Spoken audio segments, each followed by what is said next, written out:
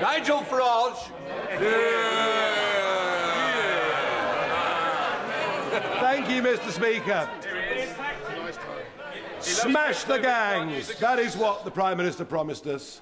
Trust me, I will stop the boats from coming. But 70,000 later, and 1,000 in the last week, and too many young men that pose a threat to national security, is it not time to admit Smash the Gangs has been a total abject failure, along, frankly, with most of his other policies? Isn't it now time, he told us, as summer approaches, what is Plan B? Prime Minister. Well, Mr Speaker, this is from the man and the party that voted against giving law enforcement counter-terrorism-style powers to tackle them.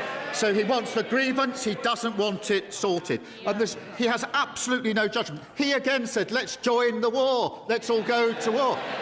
I want to make it perfectly clear he wants the war. A week later, screeching U-turn, we don't want to go to war. And he says, trust his judgment. Mr Speaker, it's hard to take anything he says seriously. He promised lower tax, and now reform councils are hiking council tax by 9%. In Worcestershire, this is what he said about Worcestershire. He said, we took control of a virtually bankrupt council. I wish we hadn't bothered. He asked for people's votes, and then he abandons them. Reform don't want to solve problems, they only want to exploit them. I am thankful for the opportunity to change this country for the better. He says he wishes he hadn't bothered winning councils, because they're an absolute disgrace. Thank you, Mr Speaker. Can I thank the Prime Minister for the £35 million of funding announced this week to transform Crucible Theatre and keep the world...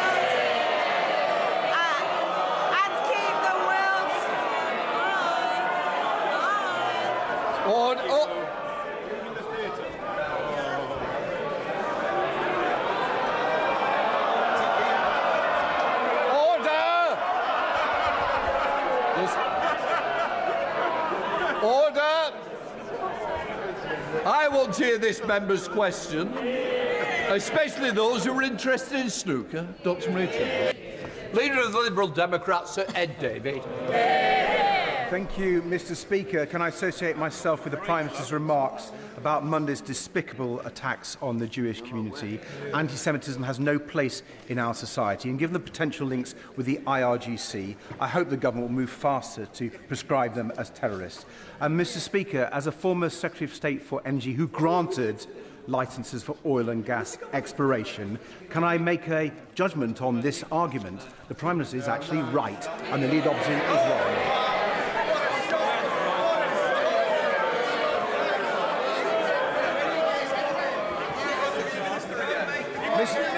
Mr Speaker, the law is clear and I believe in the rule of law.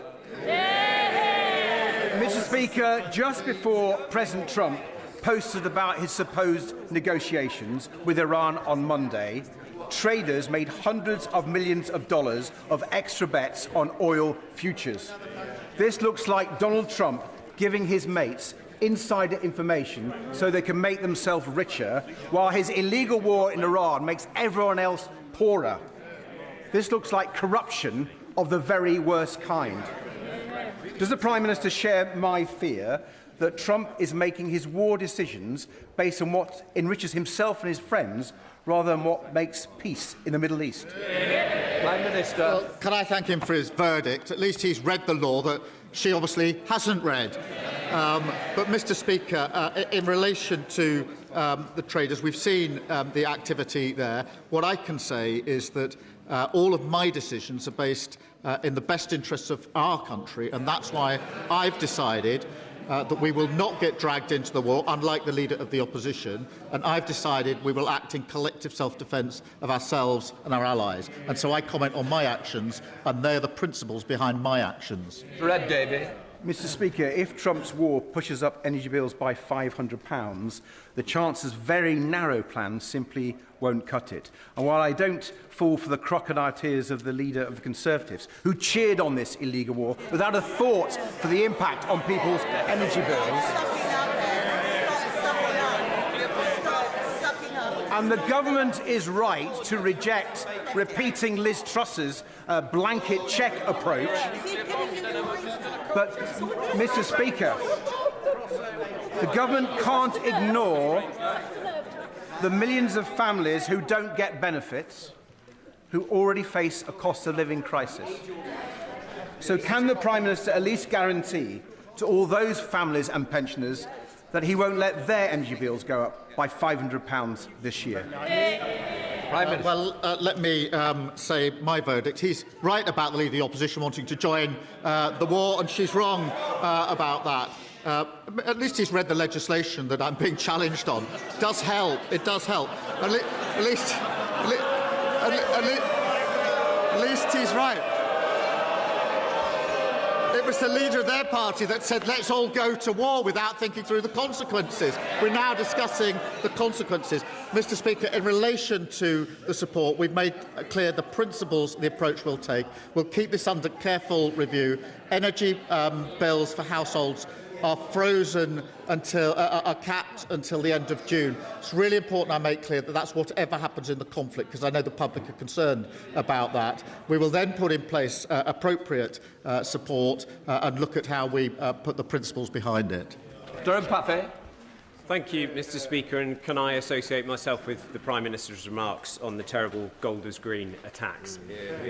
Mr Speaker, rebuilding trust and integrity in our democracy matters deeply to my constituents in Southampton. Shamefully, it doesn't matter at all to some, particularly the senior Reform UK politician who has been convicted of taking bribes from Russia.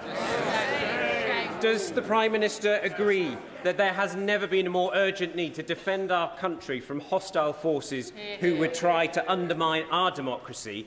And will he set out what concrete steps he is taking to crack down on foreign interference in British politics? Prime Minister. Can I thank my honourable friend? He makes a powerful point. Mr Speaker, the Communities Secretary will make a statement later on the Rycroft review, which sets out the stark threats posed by illicit finance. I can tell the House we will act decisively to protect our democracy. That will include a moratorium on all political donations made through cryptocurrencies. I hope that will be welcomed across the House. There is only one party leader who has shown he will say anything, no matter how divisive, if he's paid to do so. Thank you, Mr Speaker. Now, the Prime Minister says that he's concerned about the cost of living.